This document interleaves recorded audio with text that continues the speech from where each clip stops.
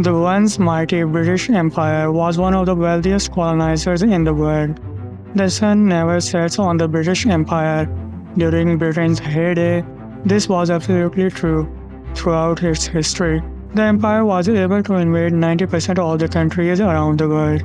The craziest part is that no one in the entire history of mankind has managed to exert its influence like the Britishers did.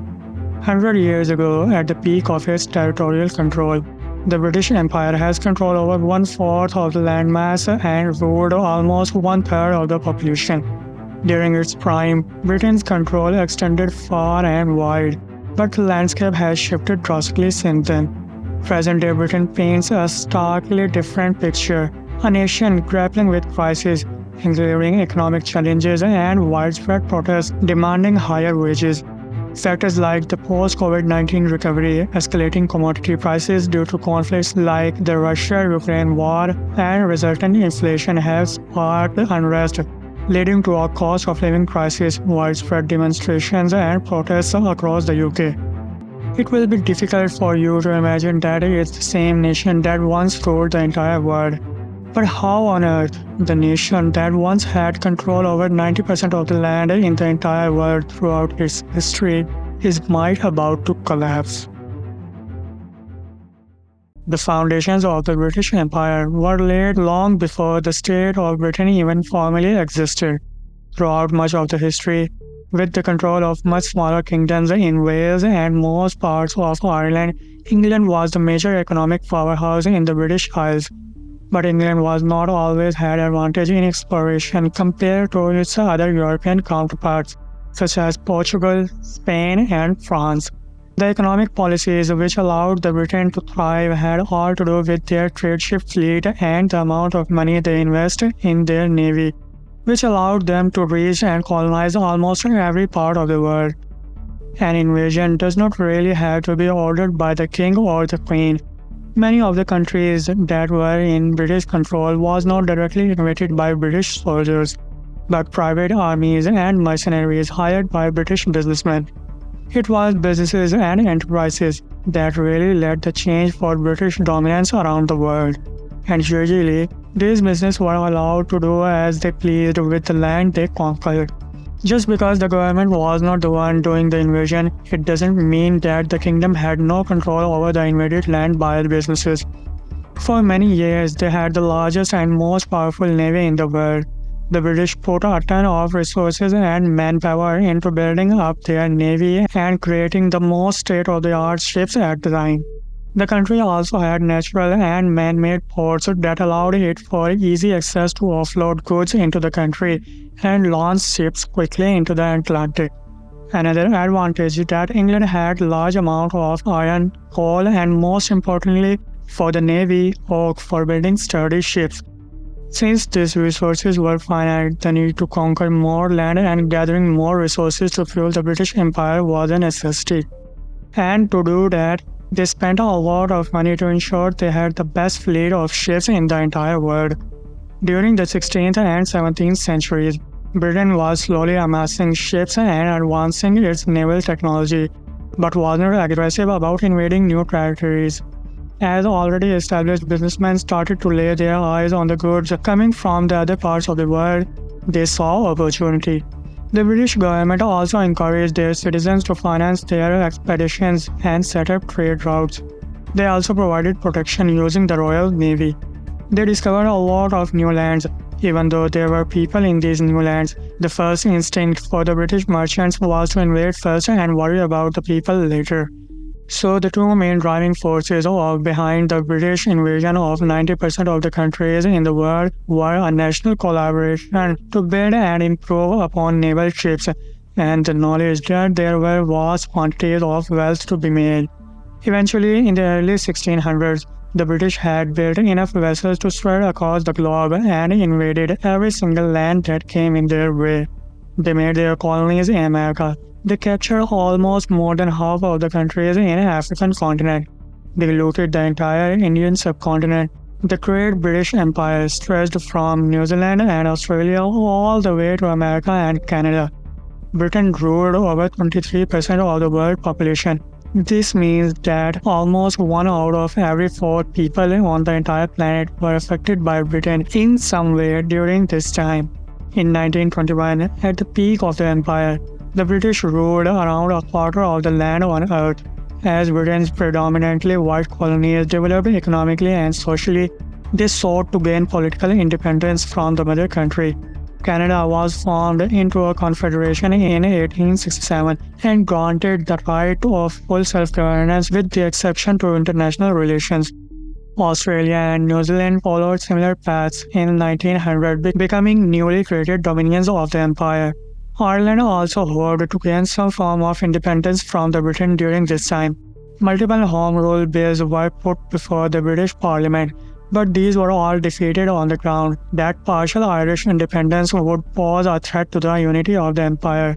The threat for the empire would ultimately come from the Germany and outbreak of the First World War in 1914. During the conflict, Britain relied heavily on the empire for importing food, resources, and crucially military support. More than 2.5 million men from Britain's dominions and colonies served in the First World War, with many from Canada, India, Australia, and New Zealand, making the ultimate sacrifice for the king and the country. Britain was able to defeat Germany and its Ottoman allies, and annexed much of their territory in the Middle East, Africa, and the Pacific. But the peak of the British Empire began to crumble after the World War I. The strain of the war, reliance on its colonies, and subsequent conflicts like World War significantly weakened Britain's position. Soon other nations within the empire began to question when they may become independent. But the outbreak of the Second World War in 1939 put a temporary halt on this, as Britain once again turned to the empire for economic, material, and military support. Though ultimately victorious, Britain was bankrupted by the war and was no longer in a position to support its overstretched and questioning colonies. Gradually throughout the 1940s, 50s, 60s, and 70s, the colonies and dominions of the empire were granted their independence from Britain, in what was recognized as the wind of change. Almost 400 years of British colonial history came to an end. Perhaps what many see as the final and most symbolic representation of the end of the British Empire came in 1997, when Britain formally handed over Hong Kong to China. Before further moving on, if you have watched this video so far, then please hit the like and subscribe button to support the channel. In the beginning of the 21st century, the economy of the UK performed really well with an average annual GDP growth rate of 2.8% between 2000 and 2007, and productivity growth was second only to that of United States among the G7. However, during the 2008 global financial crisis, a devastating impact on Britain's economy came about, and in between 2009 and 2022, the country experienced the second lowest productivity growth rate among the G7. The consequences of this lost growth over a decade have been profound, because if Britain's productivity growth had not declined after the global financial crisis, its GDP would be a whole 80% higher than it is actually today. This is due to declining business investment rate in the UK after the financial crisis, and this has left the UK trailing behind its counterparts with comparable economies of their own. After the crisis happened, the British government stepped in to bail out British banks, incurring an estimated cost of £141 billion and exposing itself to liabilities exceeding £1 trillion in the process. At the same time, the government also launched a £31 billion stimulus package, extended unemployment benefits, and accelerated capital expenditure to revive the economy. All this was done in a bid to prevent a collapse of the British economy. However, these actions resulted several years of budget deficits and a debt burden that reached approximately 70% of Britain's GDP. After that, the Conservative-led government then introduced austerity measures in 2010 to eliminate budget deficits by reducing government spending across various sectors, including the police, road maintenance, libraries, court, social and education sectors. The primary goal of these measures was to cut down the UK's rising deficits. And it did it. But the UK's economy and growth rate remained low even to this day. This also caused high levels of poverty in Britain. During this time, the unity between England and Scotland was also challenged by an independence vote. in which 45% of the people voted to be separate from the kingdom. Scotland, however, remained part of the kingdom, but support for independence has been growing since the Great Fallout of 2016. And yes, we are talking about the Brexit vote. The UK voted to leave the EU by 52% to 48%. Most people in England and Wales chose to leave, although capital city London, with the majority of Scotland and Northern Ireland, voted to remain in the EU. But why such a divide? Well, there is no definitive answer to the question. Everybody had their own stance whether to leave or stay in the Union. But one thing is certain, that the economy of UK has struggled more after the Brexit. Some of the main factors which led to the referendum are the dissatisfaction towards the economy, high levels of immigration, political sovereignty, historical and geopolitical factors. Then in 2019, the nation hit hard by COVID-19 pandemic. In 2020, the economy of the UK fell by 9.9%, which was worse in all of G7. The shaking economy of England has also lost its position of being globally fifth largest economy to India, which is a former colony of the empire. Due to Russia-Ukraine war, the challenges of the UK quadrupled. Since the nation was heavily reliant on these two nations for its energy needs and food, the surging energy costs, double-digit inflation, the passing of its longest reigning monarch, and the resignation of its shortest-serving prime minister has reduced the real household income of the Britishers. This also caused many social challenges. Around 6 million Britishers go without food when hungry due to financial constraints. The education system is also suffering on multiple fronts, with schools facing financial constraints and a shortage of teachers.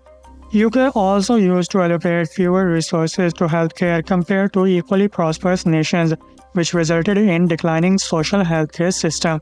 There are also massive protests going on into the country demanding for higher wages. The UK is also dealing with a cost of living crisis, with the rising unemployment and the economic growth not as much as the current government expected. Birmingham, the second largest and influential city of UK after behind London, has declared bankruptcy. There is a real divide in Britain, and for the people from lower spectrum of the income, things became pretty tough, and they are uncertain about their own country's future.